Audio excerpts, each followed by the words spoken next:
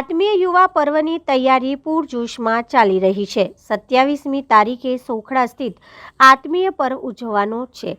પ્રગટ ગુરુ હરિપરમ પૂજ્ય પ્રેમ સ્વામીજી મહારાજના 79માં પ્રાગટ્ય દિવસ નિમિત્તે આત્મીય યુવા પર્વની ઉજવણી કરવામાં આવી રહી છે, જે અંતર્ગત આત્મીય બાઇક રેલીનું આયોજન કરવામાં આવ્યું છે। પ્રગટ ગુરુ પ્રેમ સ્વરૂપ સ્વામીજી મહારાજના 79માં પ્રાગટ્ય દિવસ નિમિત્તે આત્મીય યુવા પર્વની નિયંત્રણ તથા અયોધ્યામાં મર્યાદા પુરુષોત્તમ ભગવાન શ્રી રામચંદ્રજી નિજ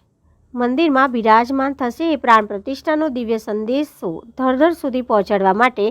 સંસ્કારી નગરી વડોદરામાં બાઇક રેલીનું આયોજન કરવામાં આવ્યું છે, જે અંગે પ્રેમ સ્વરૂપ સ્વામી અયોધ્યામાં ભગવાન શ્રી રામની મૂર્તિ પ્રાણ પ્રતિષ્ઠા મહોત્સવને સાચી દિવાળી ગણાવી ઉમંગભેર આહવાન કર્યું છે અને જણાવ્યું હતું કે આ બાઇક રેલી પોલો ગ્રાઉન્ડથી શરૂ થઈને 2 જુદી જુદી દિશામાં જશે, તે માંજલપુર આત્મીય ધામ ખાતે પૂર્ણ થશે। सदन स्वामी महाराज ની जय, हरिप्रसाद स्वामी महाराज ની जय, प्रेम स्वरूप स्वामी महाराज ની जय, आत्मीय समाजनी जय जय जय, आत्मीय युवा पर्वनी जय जय जय। આજે 24 ડિસેમ્બરના મહામંગલકારી શુભ દિને સંસ્કાર નગરી વડોદરાના આંગણે બપોરના 1 વાગ્યાથી પ્રારંભ કરી અને જુદા જુદા 2 વિભાગોમાં 40 કિલોમીટરના રૂટ ઉપર ભવ્ય યુવા રેલી યોજવાનું આયોજન કરવામાં આવ્યું છે। બરાબર 1 વાગે યુવા રેલીને વડોદરા મહાનગરના મહાનુભાવો દ્વારા ફ્લેગશિપ આપવામાં આવી અને ત્યાંથી રેલીનો પ્રારંભ કરવામાં આવશે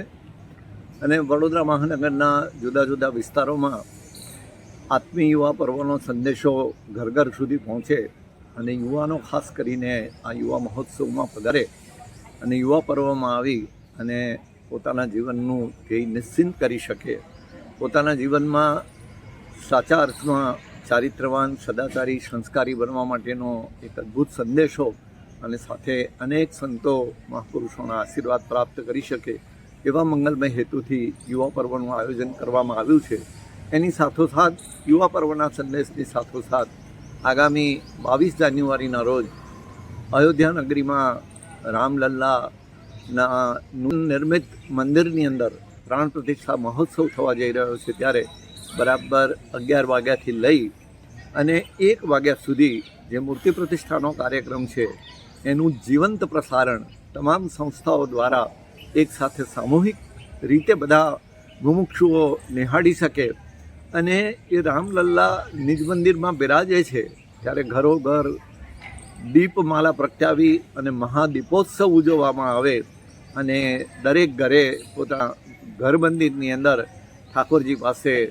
દીપ પ્રગટાવી આરતી કરી ભગવાનને ભોગ ધરાવી ભગવાનનો પ્રસાદ ગ્રહણ કરવામાં આવે એ સંદેશો પણ સંસ્કાર નગરી વડોદરાના ઘરોઘર સુધી પહોંચાડવાના મંગલમય હેતુથી આવા 2 હેતુથી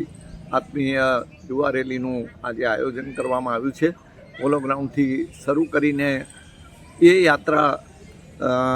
માંજલપુર સ્થિત